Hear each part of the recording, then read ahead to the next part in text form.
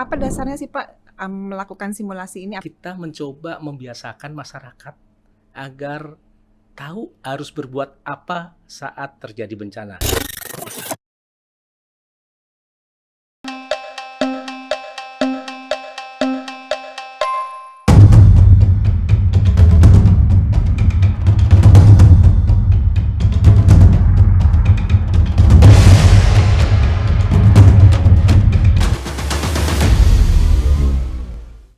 Halo sahabat Tangguh, bersama saya Trevi Jayanti Pustasari dalam acara podcast BNPB berisi bersinergi dalam teknologi dan inovasi.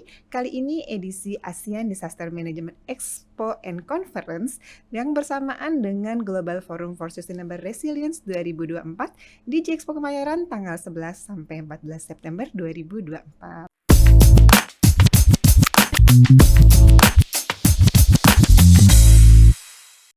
Nah, sahabat tangguh, tidak dipungkiri lagi untuk dapat membekaskan pembelajaran pada diri kita, pada memori kita, maka paling ampuh harus melalui praktik.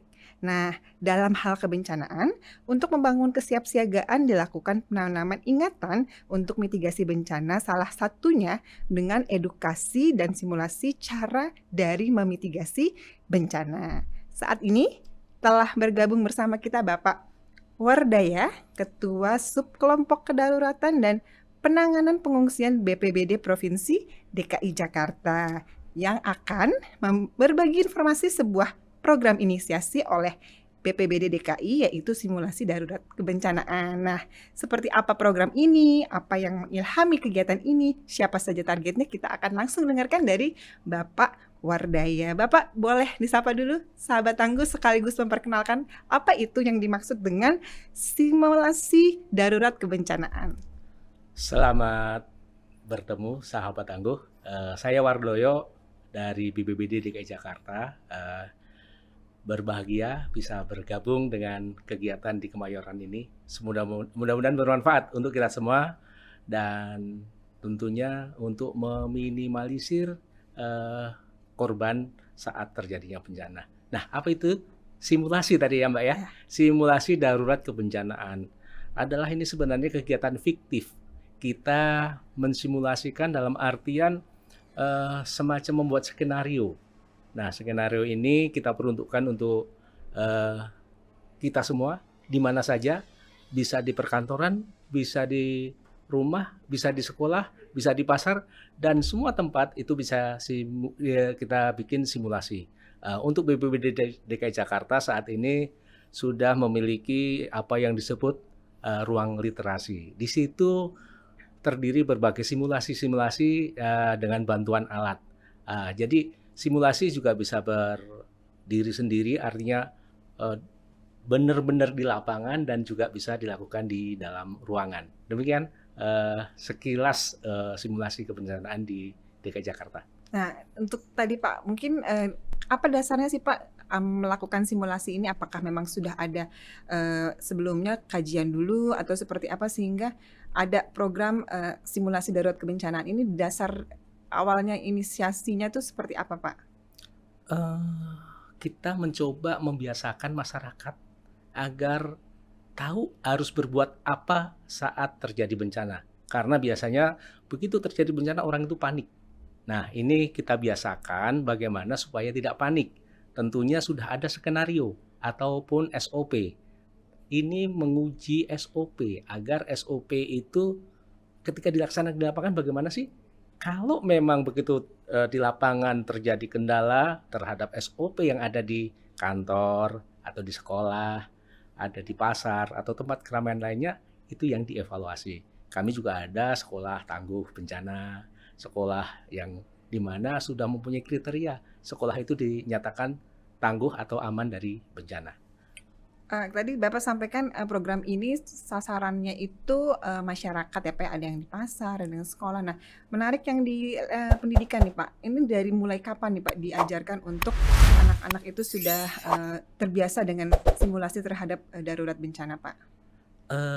Kita biasakan dari sedini mungkin, bahkan dengan lagu-lagu kepada anak-anak taman kanak-kanak misalkan, udah sampaikan bagaimana cara berlindung sambil bernyanyi, sambil membawa tasnya. Nah, itu kita sampaikan sehingga ketika besar nanti sudah mulai kenal, mulai cinta dengan bagaimana menyelamatkan dirinya. Lindungi kepala bagaimana? Nah, di situ kita berpikir bahwa memang simulasi ini sebenarnya bukan hanya dari anak-anak saja, tapi lebih menguntungkan kalau kita mulai dari anak-anak. Karena dalam kenyataannya naluri kita sering berbeda dengan bagaimana keamanan kita. Kalau kita sering terdengar misalkan, naudzubillah mindzalik, korban kebakaran larinya ke air.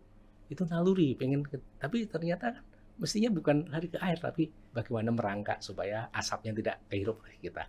Jadi memperkenalkan bagaimana supaya masyarakat terbiasa dengan bagaimana menyelamatkan yang sebaik mungkin. Nah, saya tertarik terkait caranya nih Pak. Caranya ini apakah BPBD DKI itu mengundang untuk simulasinya dilakukan di kantor BPBD atau memang jemput bola gitu. Jadi memang datang ke daerah-daerah, ke masyarakat langsung gitu untuk melakukan sosialisasi terkait simulasi ini. Untuk yang mau datang ke BPBD, silahkan mendatangi ruang literasi kami, bisa daftar online. Dan dalam satu hari ada 2 gelombang, yang pagi dan siang. Jadi sekitar jam 9, nanti selesai jam 11. Dimulai lagi jam 1 sampai jam 3. Itu boleh masyarakat untuk datang ke kita dan alhamdulillah dari kebanyakan juga murid-murid TK dan SD sampai SMP karena di situ pakai visualisasi kayak main-main, seolah-olah mendayung. Jadi anak-anak suka di situ.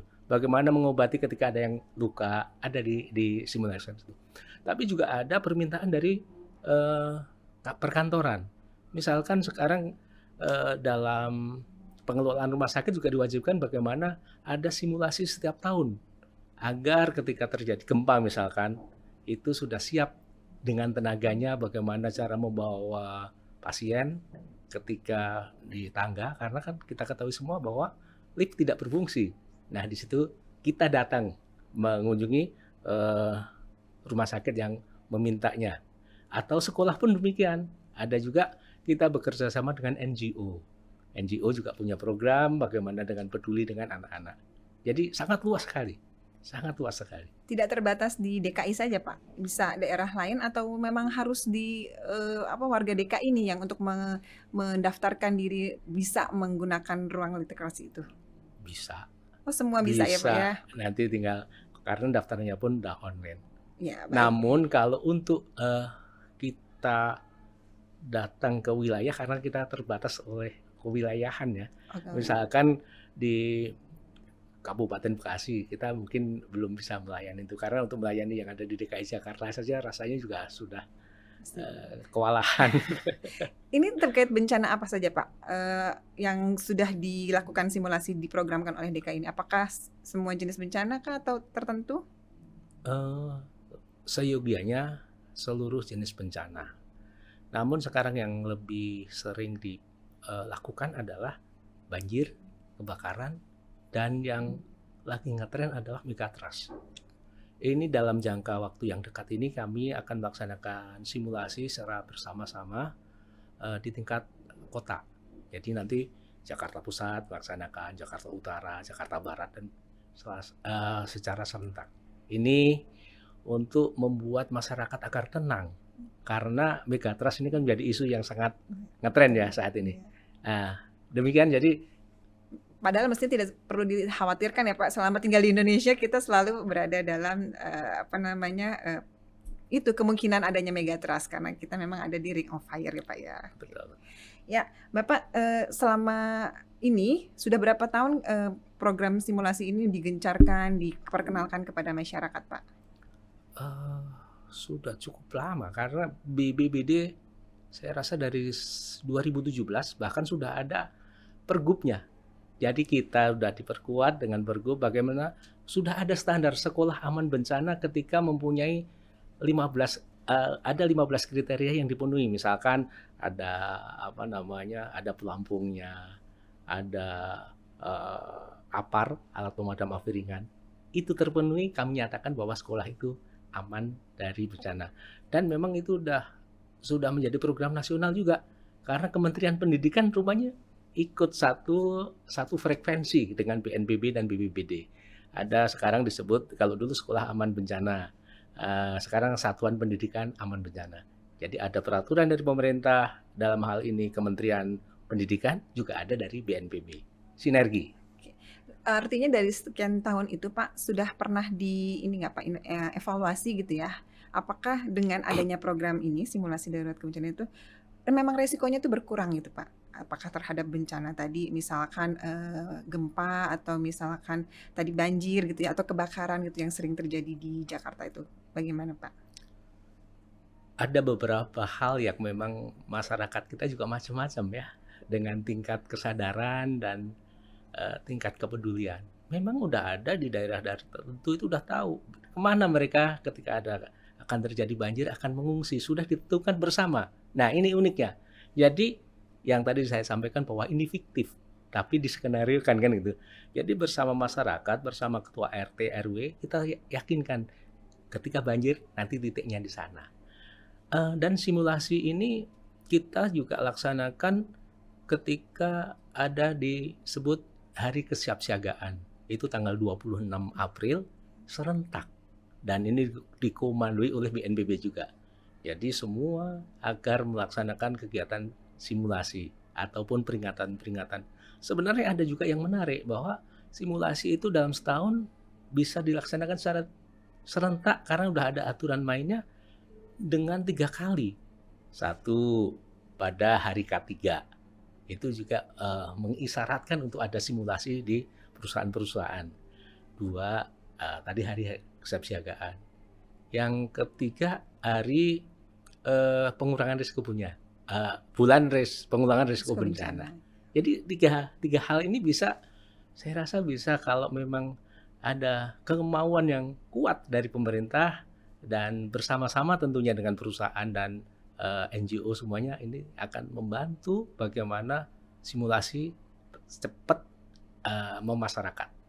Nah tadi menarik tuh Pak, BPBD DKI itu bagaimana caranya untuk mengingatkan yang tiga momen tadi ya Pak ya, terkait dengan pengurangan resiko bencana tadi kepada pembinaan kepada level di masyarakat gitu. Sebenarnya sebagaimana besar dorongannya gitu, bagaimana caranya supaya kalau nggak dikenalkan terus, nggak diingatkan terus kan juga nggak tahu tuh Pak, kalau ternyata ada hari pengurangan resiko bencana, ada hari kesiapsiagaan, itu bagaimana BPBD melakukan intervensi atau pembinaan terhadap masyarakat gitu.